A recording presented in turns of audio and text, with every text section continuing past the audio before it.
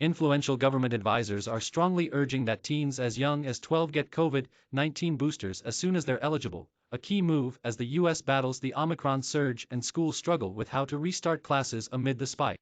All Americans 16 and older are encouraged to get a booster, which health authorities say offer the best chance at avoiding the highly contagious Omicron variant. Earlier this week, the Food and Drug Administration authorized an extra Pfizer shot for kids ages 12 to 15 as well, but that wasn't the final hurdle. The Centers for Disease Control and Prevention makes recommendations for vaccinations, and on Wednesday, its advisors voted that a booster was safe for the younger teens and should be offered to them once enough time, 5 months, has passed since their last shot.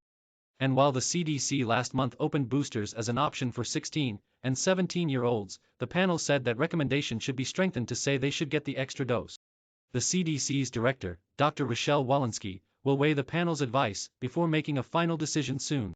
Vaccines still offer strong protection against serious illness from any type of COVID-19, including the highly contagious Omicron variant, especially after a booster.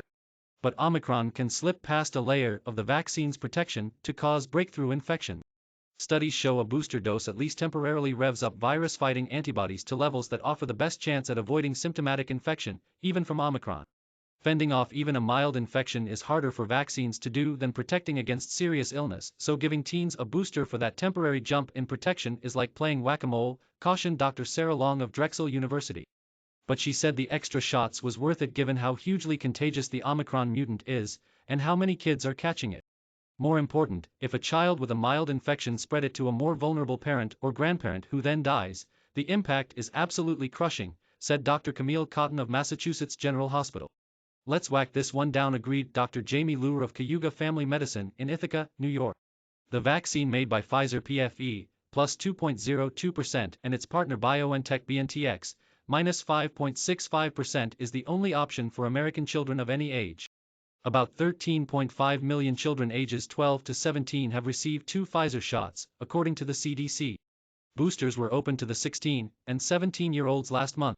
The CDC's advisors were swayed by real-world U.S. data showing that symptomatic COVID-19 cases and hospitalizations are between 7 and 11 times higher in unvaccinated adolescents than vaccinated ones.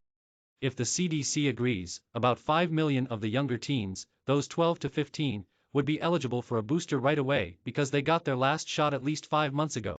New U.S. guidelines say anyone who received 2 Pfizer vaccinations and is eligible for a booster can get it 5 months after their last shot, rather than the 6 months previously recommended.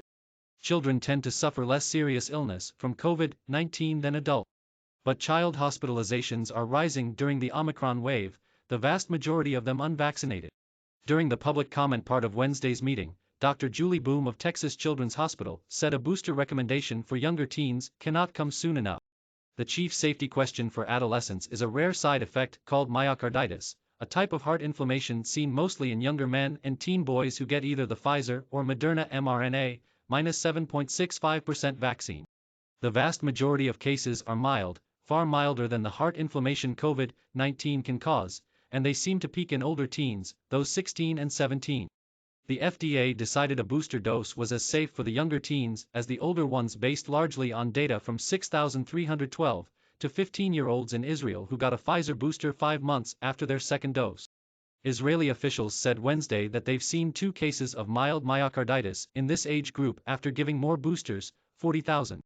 Earlier this week, FDA vaccine chief Dr. Peter Marks said the side effect occurs in about 1 in 10,000 men and boys ages 16 to 30 after their second shot. But he said a third dose appears less risky, by about a third, probably because more time has passed before the booster than between the first 2 shots.